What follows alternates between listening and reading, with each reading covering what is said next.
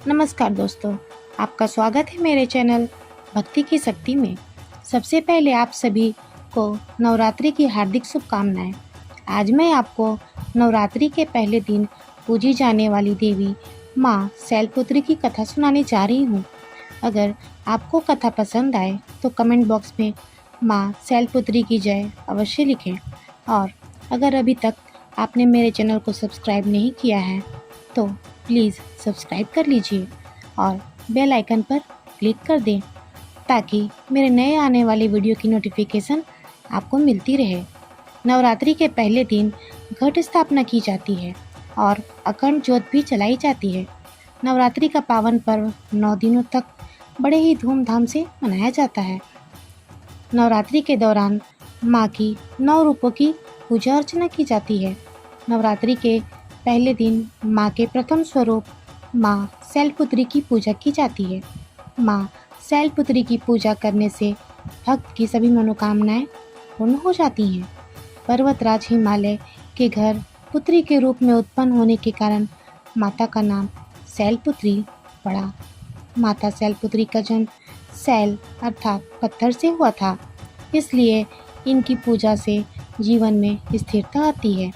माँ को ऋषारूढ़ा और उमा के नाम से भी जाना जाता है। नवरात्रि के पहले दिन माँ शैलपुत्री की कथा का पाठ जरूर करना चाहिए। जो लोग पाठ नहीं कर सकते उन्हें इस कथा को जरूर सुनना चाहिए। अब बात करते हैं माँ शैलपुत्री के स्वरूप के बारे में। माँ शैलपुत्री पर्वतराज हिमालय की पुत्री है। माँ के एक हाथ में त्रिशूल और दूसरे हाथ में कमल का पुष्प है। माँ नंदी नामक बैल पर सवार हैं, इसलिए इनको ऋषारूढ़ा कहा जाता है। घोर तपस्या करने वाली माँ शैलपुत्री समस्त वन्य जीव जंतुओं की रक्षक भी हैं। आइए शुरू करते हैं माँ शैलपुत्री की कथा। अपने पूर्व जन्म में माँ शैलपुत्री प्रजापति दक्ष की कन्या के रूप में उत्पन्न हुई थी। तब इनका नाम सती था। माँ का विवाह भगवान शंकर जी के साथ हुआ था। एक बार प्रजापति दक्ष ने बहुत बड़ा यज्ञ किया, जिसमें उन्होंने सारे देवताओं को अपना अपना यज्ञ भाग प्राप्त करने के लिए निमंत्रण दिया, किंतु भगवान शिव जी को उन्होंने इस यज्ञ में आमंत्रित नहीं किया। देवी सती ने जब सुना कि उनके पिता एक अत्यंत विशाल यज्ञ का अनुष्ठान कर रहे हैं, तब वहां जाने के लिए उनका मन विकल हो उठा। अपनी यह इच्छा उन्होंने भगवान शिव को बताई। तब भगवान शिव ने कहा, प्रजापति दक्ष किसी कारणवश हमसे रुष्ट हैं। अपने यज्ञ में उन्होंने सारे देवताओं को निमंत्रण दिया है, किंतु हमें जानबूझकर नहीं बुलाया है। ऐसी स्थिति में तुम्हारा वहां जाना ठीक नहीं होगा। भगवान शिव के इस उपदेश से देवी सती का मन शांत नहीं हुआ। पिता का यज्ञ देखने और वहां जाकर माता तथा बहनों से मिलने की उनकी व्याग्रता किसी प्रकार भी कम न हो सकी और माता सती ने भगवान शिव की बात नहीं मानी और वो अपने पिता के घर को चल दी। सती जब अपने पिता के घर पहुंची तो सती ने देखा कोई भी उनसे आदर और प्रेम से बातचीत नहीं कर रहा है। केवल उनकी माता ने ही स्नेह से उन्हें गले लगाया। परिजनों की इस व्यवहार से देवी सती को बड़ा ठेस पहुंचा। उन्होंने यह भी देखा कि वहाँ भगवान शिव के प्रति तिरस्कार का भाव भरा हुआ है।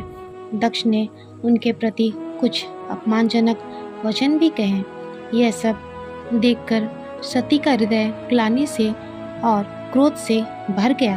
उन्होंने सोचा कि भगवान शिव की बात न मानकर यहाँ आकर मैंने बहुत बड़ी गलती की है। वह अपने पति भगवान शिव की इस अपमान को सहन न कर सकी और उन्होंने अपने शरीर को तत्काल ही योग अग्नि द्वारा जला डाला। वज्रपात के समान इस दुखद घटना को सुनकर भगवान शिव ने क्रुद्ध होकर अपने गणों को भेजकर दक्ष के उस यज्ञ का पूर्णतः विध्वंस कर दिया। सती ने योग अग्नि द्वारा अपने शरीर को भस्म कर अपने अगले जन्म में पर्वतराज हिमालय की पुत्री के रूप में जन्म लिया और शैलपुत्री के नाम से विख्यात हुई। उमा, पार्वती और हेमवती भी उन्हीं के नाम हैं। इस जन्म में भी शैलपुत्री देवी का विवाह भगवान शिव के साथ हुआ। माँ शैलपुत्री का वास काशी नगरी के वाराणसी में माना जाता है। वहाँ माँ शैलपुत्री का एक बहुत प्राचीन मंदिर है, जिसके बारे में मान्यता है कि वहाँ माँ शैलपुत्री के सिर्फ दर्शन करने से भक्तजनों की मुरादें पूरी हो जाती हैं। कहा तो यह भी जाता है कि नवरात्रि के पहले दिन यानी प्रतिपदा को जो भी भक्त माँ शैलपुत्री के दर्शन करता है, उनके वैवाहिक जीवन के सारे कष्ट दूर हो जाते हैं। चूँकि माँ शैलपुत्री का वाहन वृषभ है, इसलिए इन्हें वृषारूढ़ा भी कहा जाता है। माँ शैलपुत्री की पूजा विधि। नवरात्रि के पहले दिन सूर्योदय से पहले उठकर स्नान आदि से निवृत्त होकर स्वच्छ वस्त्र धारण करें।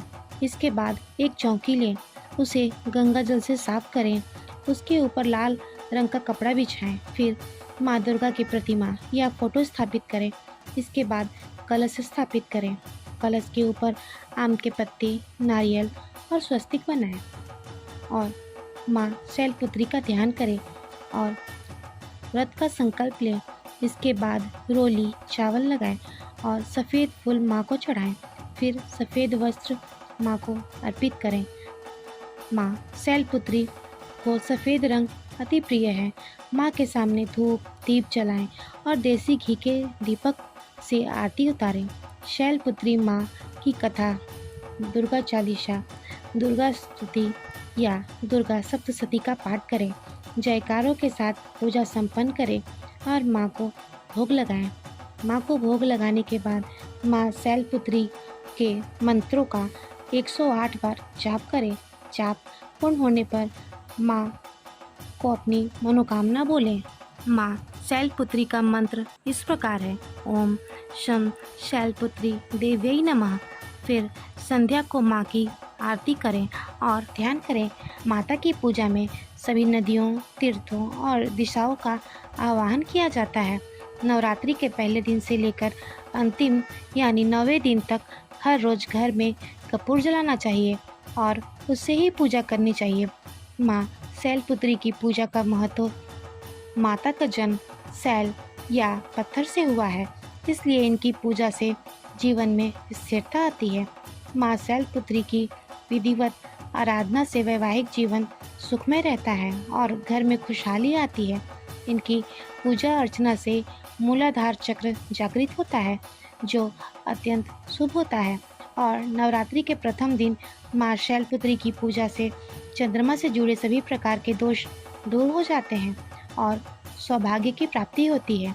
माँ शैलपुत्री अत्यंत सरल और सौम्य स्वभाव की हैं।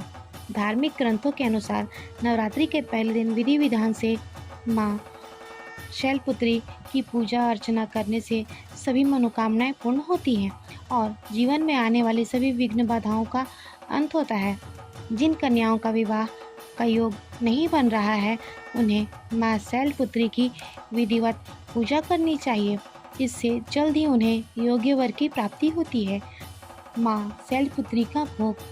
नवरात्रि के पहले दिन माता को गाय के घी का भोग लगाना चाहिए। ऐसा करने से रोगों का नाश होता है और हर संकट से माता हमें बचाती हैं।